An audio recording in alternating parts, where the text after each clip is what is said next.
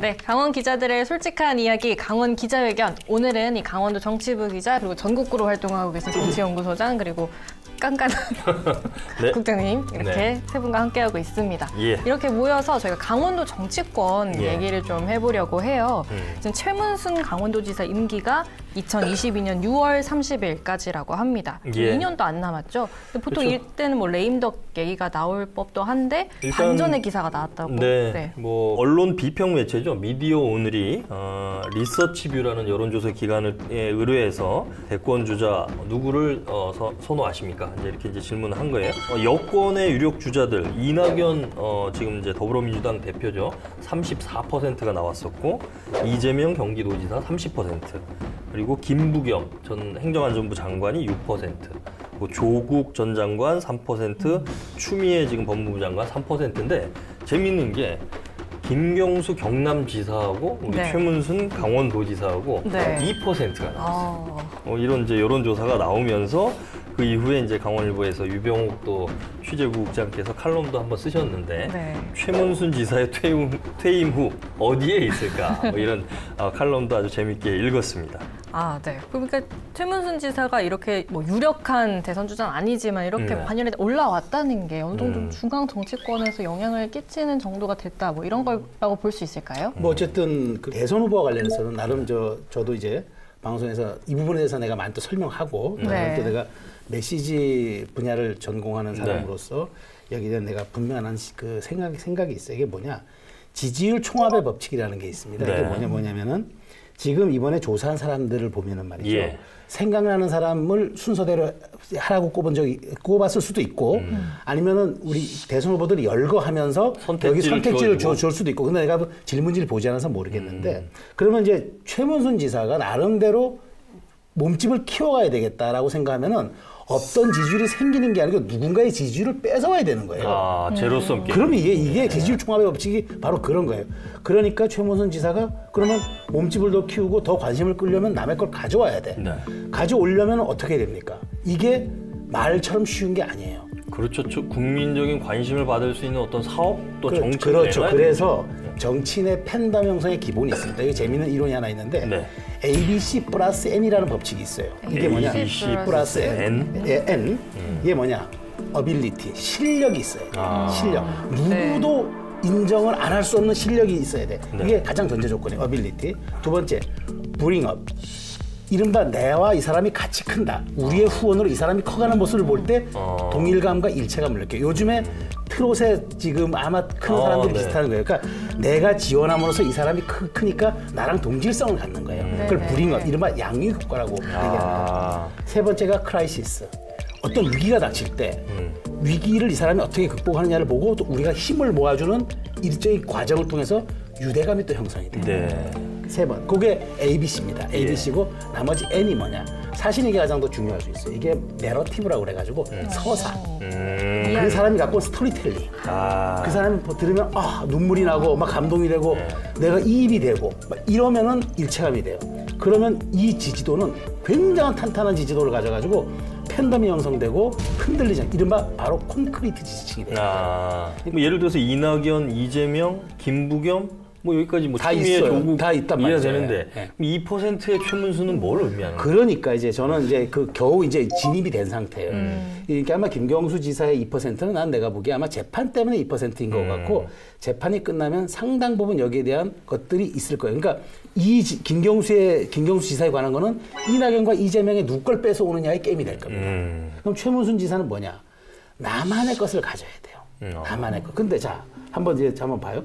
내가 이제 이번에 나도 그 칼럼을 읽어봤어요. 봤더니까 최문순 지사를 높게 평가한 강점 3가지가 있더라고요. 친노, 친문에 거부감이 없다. 두 번째, 보수세 강한 강원도에서 3번을 했다. 세 번째, 대중성이 일정한 좀 지지층이 있다.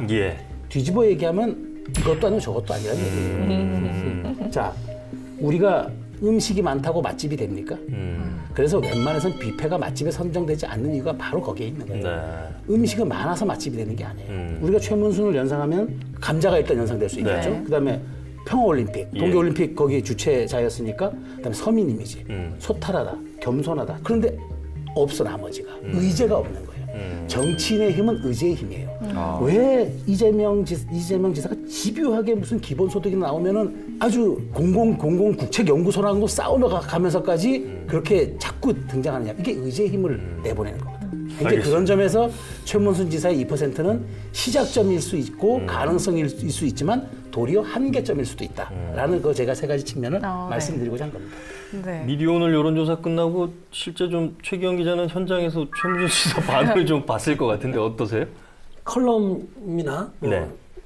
다 읽어보시고 살펴보신 거로 알고 있어요. 네. 그러니까 여러 가지 고민들이 많이 있으실 것 같아요. 제가 사실 이제 지난 여름에 네. 이 강원 기자회견 출연했을 때에도 비슷한 얘기를 제가 드린 적이 있는데 최문순 지사의 대선 역할론이 분명히 있어야 된다.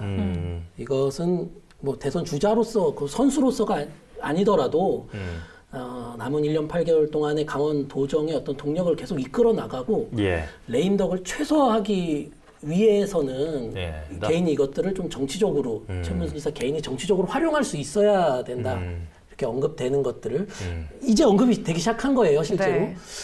많이 고민하고 계시지 않을까 저는 생각이 듭니다, 정치적으로. 혹시 뭐 그 최문순 지사는 공석이든 사석이든 본인의 퇴임 이후의 어떤 정치 일정에 대해서 그런 부분을 뭐 이렇게 이야기 나눠보시거나 이야기 들으신 건 없으세요? 본인 이제 한사코 부인하시죠. 네. 그 주로 퇴임 후에는 아마 남북 관계나 평화와 관련된 일을 하고 있을 것 같다 이런 말씀을 사석에서 뭐 한사코 뭐 대선이나 이런 것들 한사코 부인하시지만 재밌는 얘기를 하나 해드리자면 이분이 강원도지사 출마한 것도 사실은 자의가 전혀 아니었었거든요. 그 당시에 이제 대선 아니 그 뭐야 지방선거? 도지사 지선에 이제 차출론이 제기되면서 이분이 이제 해외 도피를 하십니다. 당시에 이제 해외 출장을 의원 그때 비례대표 의원이었죠. MBC 해외 사장 끝나고 출장을 내시고 해외로 그리고 이제 후보 마감일 날 아마 입국을 하셔요. 입국을 하시고 순천에서 이제 여유롭게 전역하시면서 이렇게 만찬을 하시다가 그 손학규 대표 당시 손학규 대표 전화를 받았다고 하더라고요. 내일 등록을 하라. 보좌관이 날짜를 착각해서 하루 먼저 들어와서 어쩔 수 없이 나가게 됐다라고 본인이 얘기 뭐 여담이긴 하지만 대선에서 어떤 역할을 맡을지는 정치라는 것이 어떻게 움직일지 모르기 때문에 또 어떤 일들이 벌어질지 어떤 재미있는 일들이 벌어질지는 모르겠어요. 그 당시로 좀 돌아가 보면 그 당시에 이광재 지사가 낙마를 했기 때문에 그 다음 보궐선거에서 민주당 계열이 다시 도지사가 되기는 어렵지 않겠느냐. 지역 언론에서도 대체로 그런 보도가 많았고 심지어 민주당 쪽에서는 후보를 못 구해가지고 그래서 사실은 비례대표 의원을 하고 있던 최문순 당시 그러니까 MBC 사장 끝나고 비례대표로 영입이 됐었죠. 이렇게 할 사람이 없으니까 이러는 거라고 우리가 이제 이해를 했었는데 결과적으로 승리를 했고 그게 결국은 3선까지 이어지는 어떤 기회였단 말이에요. 그러니까 본인이 하고 싶어서 한 것도 아니었지만 그 과정에서 평창 동계올림픽이 차분하게 잘 진행이 된 거는 결과론적인 거지만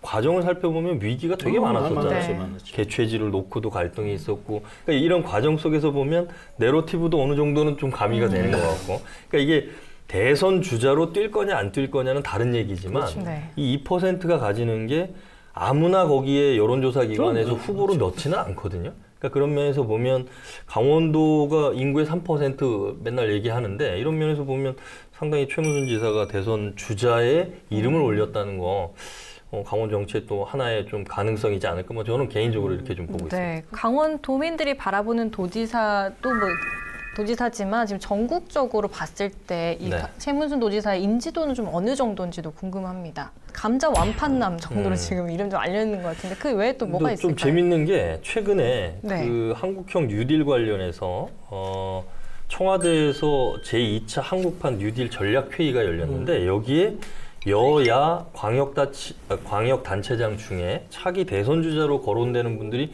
여러 분이 등장을 했어요. 예를 들어 대표적인 게 원희룡 제주도지사, 이재명 경기도지사, 그리고 김경수 경남도지사.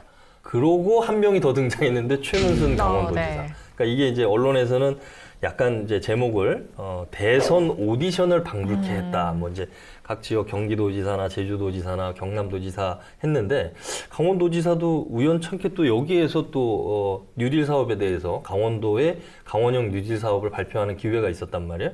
그래서 물론 이제 차별화를 좀 내세우기 위해서 최문순 지사가 그날 현장에서 네.